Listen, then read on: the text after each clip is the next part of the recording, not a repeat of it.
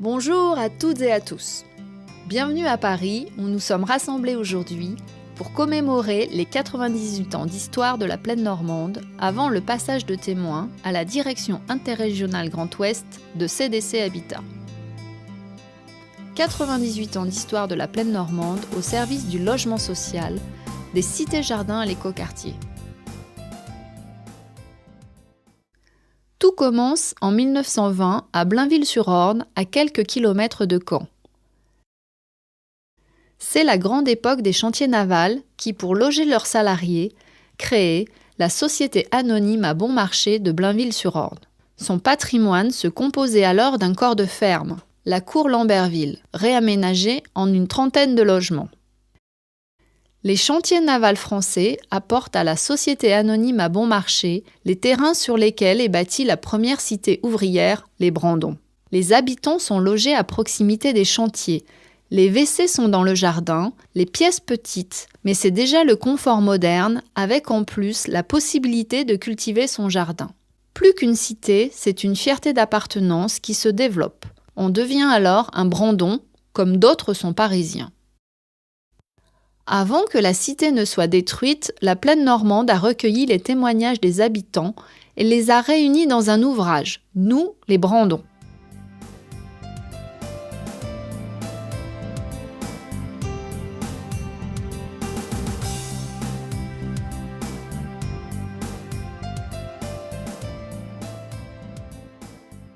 « 1921. Un nouveau nom et un premier logo apparaissent. La société HLM de Blainville et environ construit les 40 maisons de la cité Gilles pour loger les familles et l'hôtel des célibataires de 78 logements pour loger les personnes seules. 1950. C'est l'époque de la décentralisation industrielle et du plein emploi. En 1957, la Saviem reprend l'actif immobilier des chantiers navals et remet en état le patrimoine de 263 logements. La société immobilière des usines Renault nomme Jean Jourdain comme premier dirigeant. Il restera 10 ans à la tête de la société. Le patrimoine augmente de 250 à 4000 logements. De 1960 à 1970, 1000 logements sont construits à Hérouville-Saint-Clair et 350 à Blainville-sur-Orne. Confortables et accueillants, ces logements symbolisent la modernité et le progrès social de l'après-guerre. La plaine normande constitue des réserves foncières et débute la construction des résidences des Colbert à Blainville-sur-Orne. L'époque change. La crise pétrolière est passée par là. C'est la pénurie d'essence. On fait la queue aux stations et les prix flambent. La première acquisition de patrimoine est réalisée en 1973 sur la commune d'Aunay-sur-Odon. 140 logements avec les résidences Bellevue, Prairie et Bretagne. En 1976, la société devient la SA HLM La Plaine Normande et crée un nouveau logo pour affirmer son identité. La Plaine Normande entre dans le groupe SIC, Société Centrale Immobilière de la Caisse des Dépôts, et gère 2300 logements. Jean-Pierre Descasses succède à Jean Jourdain, parti à la retraite. Marc Rebois, issu du groupe SIC, est nommé président du conseil d'administration de 1994 à 1999. 1986, c'est une période d'expansion pour l'entreprise qui s'étend en Haute-Normandie. 1300 logements sont construits et 2300 acquis au patrimoine SIC. La plaine normande possède maintenant près de 6000 logements. Le siège social est depuis de nombreuses années établi au 16 avenue de Verdun à Caen. Une vingtaine de collaborateurs y travaillaient en 1990. Le reste de l'immeuble était occupé par des locataires.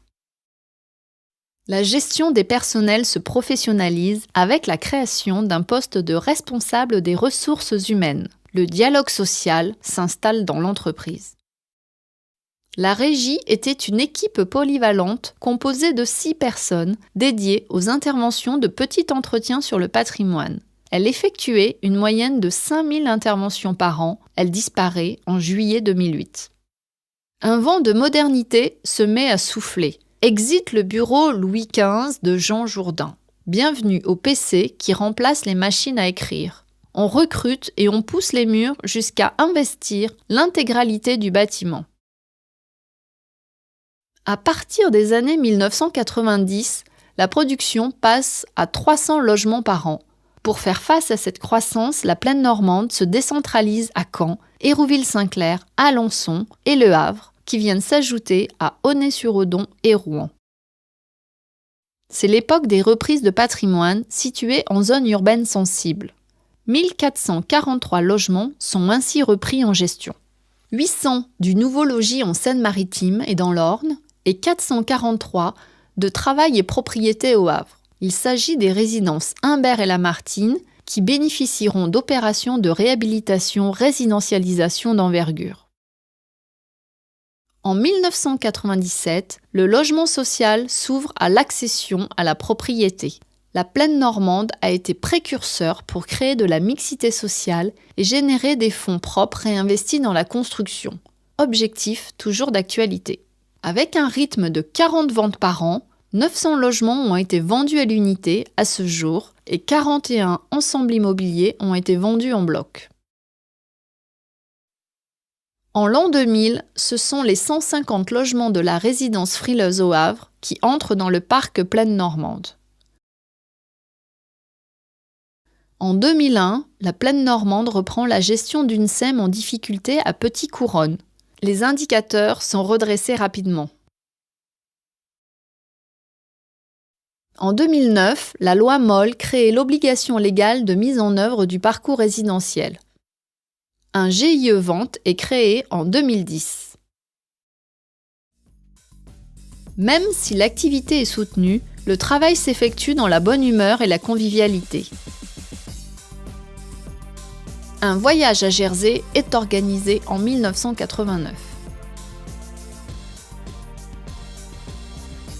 Les collaborateurs de la plaine normande et de la SIC locale s'affrontent lors d'un match de foot en 1991.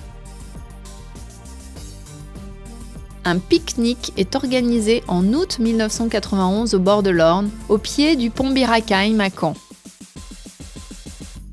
Une nouveauté pour la cérémonie des vœux en 2003 au Grand Hôtel à Cabourg. Des collaborateurs sont invités sur scène pour échanger sur une thématique. 1996, le troisième directeur général André Mabille entre lui aussi en scène. Il restera 5 ans à la direction de la société. La SMN ferme en 1990. Les pouvoirs publics craignent l'éviction de la population historique du plateau et sollicitent la plaine normande qui se porte acquéreur de 500 logements encore non vendus à des particuliers. 18 ans et 21,5 millions d'euros ont été investis en réhabilitation.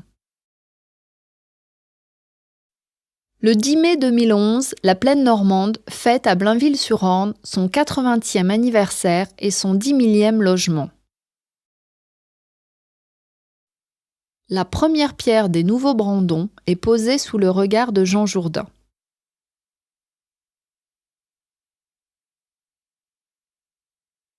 Les 80 ans de la plaine normande, c'est également un voyage au Maroc pour l'ensemble des collaborateurs. Une excursion en 4x4 est organisée dans les montagnes de l'Atlas. La deuxième édition du journal interne plein air évoque un sujet qui est toujours d'actualité. Un environnement qui bouge sous l'impulsion gouvernementale et qui conduit les sociétés HLM à adapter leur organisation. Le 4e directeur général, en la personne d'Éric Thuillier, est nommé en 2001. Il en partira 5 ans plus tard, en 2006. 2005 est une date importante. La plaine normande entre dans le groupe SNI, premier bailleur social, avec 300 000 logements gérés à l'époque. La plaine normande est sollicitée par le groupe pour reprendre 287 logements à la Grand-Mare à Rouen, quartier en zone urbaine sensible. Les premiers programmes innovants Papyloft voient le jour en 2005 en Basse-Normandie. Ils s'installent ensuite en Haute-Normandie. Le concept, qui répond aux enjeux du vieillissement de la population, est toujours développé. Avec le Grenelle de l'environnement, nous entrons dans l'ère du développement durable. Les habitations collectives et individuelles construites par la plaine normande répondent désormais à des normes environnementales strictes, en accord avec sa charte d'engagement en faveur du développement immobilier durable. L'entreprise s'engage également dans des chantiers de réhabilitation et d'amélioration des performances énergétiques. La Grand-Mare à Rouen, les résidences Humbert et Lamartine, Frileuse au Havre et bien d'autres. Au cours des années 2007 et 2008, la crise des subprimes plonge le monde dans une crise économique. Les cycles de commercialisation de la promotion immobilière privée s'allongent. En 2009, l'État lance un plan de relance de l'immobilier pour venir en aide aux promoteurs privés. Le groupe SNI en fut un acteur majeur avec l'acquisition de 10 000 logements en VFA. Le 5e directeur général est Hervé Robin. Arrivé en 2006, il quittera la société 8 ans plus tard, en 2014. Le président du conseil d'administration est Bernard Aublin, maire de Cormelles-le-Royal. Un centre d'appel est ouvert en 2007 pour faciliter les démarches des locataires. Le groupe lance les Maisons Muses, maisons industrialisées modulaires durables, en partenariat avec le groupe Beneteau. La plaine normande expérimente le concept avec un programme de 20 maisons à Cormelles-le-Royal. La plaine normande vend en 2009 et 2010 son parc immobilier de l'Orne et de la Manche. Les agences Donnay-sur-Odon et d'Alençon ferment. L'amélioration du service aux locataires se poursuit avec la création des pôles commercialisation et recouvrement en 2011 et l'ouverture d'un centre d'appel d'urgence en 2012. La plaine normande initie une démarche qualité auprès des locataires avec un baromètre de satisfaction. Celui-ci montrera un taux de satisfaction global avoisinant les 83%.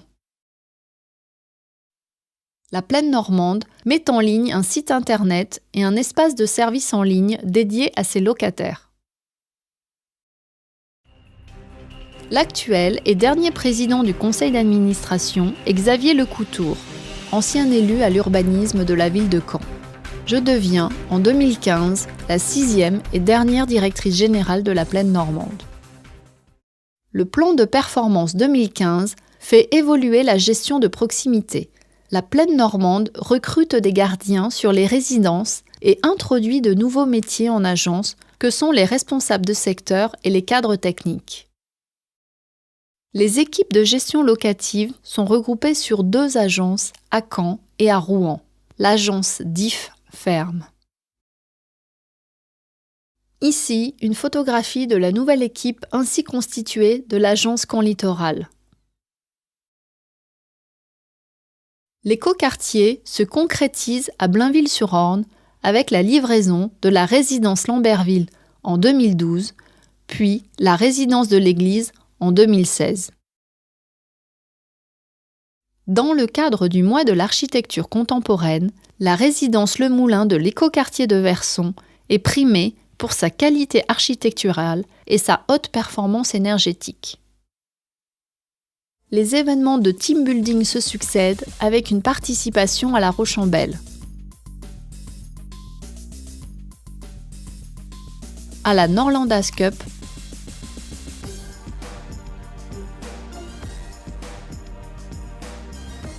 au raid de la Presqu'île.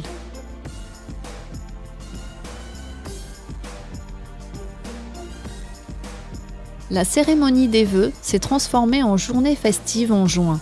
Au menu, karting et jeux à la ferme.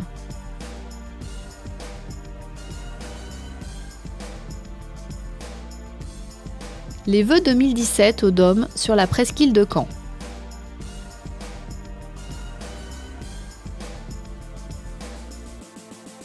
Une nouvelle journée festive l'année suivante, avec au programme la visite du village de Veules-les-Roses et un après-midi à la base de loisirs du lac de Caniel. La Plaine Normande, c'est aujourd'hui 149 collaborateurs. Un parc immobilier de 11 134 logements, dont 60% de logements collectifs. Le parc est réparti sur les 3 grandes agglomérations normandes. 5 743 logements sur la communauté urbaine Caen-la-Mer, 2 421 logements sur la métropole Rouen-Normandie et 1 409 logements sur la communauté de l'agglomération havraise. En juin dernier, la SNI devient CDC Habitat. Le 10 juillet, le président André Hichet était à Caen pour nous expliquer la stratégie de réorganisation du groupe, le plan Trajectoire 2022. La Plaine Normande a initié des projets qui verront le jour sous l'égide de CDC Habitat. La résidence de la Prairie à Caen, avec ses 25 logements locatifs sociaux, au sein d'un projet global de 181 logements, sont d'une grande qualité architecturale, signé Rudy Ricciotti. L'opération du Parc des 4 Vents, avec ses 43 logements connectés. Un premier pas franchi pour répondre aux nouveaux enjeux d'un environnement en profonde mutation avec la loi de finances 2018 et la loi Elan. L'ensemble des ESH du groupe fusionne en une entreprise unique, CDC Habitat. Elle se découpe en 5 directions interrégionales, dont la direction interrégionale Grand Ouest, qui se compose de la Plaine Normande, de la SAMO, du nouveau Logis Centre Limousin et de CDC Habitat Grand Ouest. Nous voici à l'orée de l'année 2019. Une nouvelle histoire commence, un nouveau livre s'ouvre.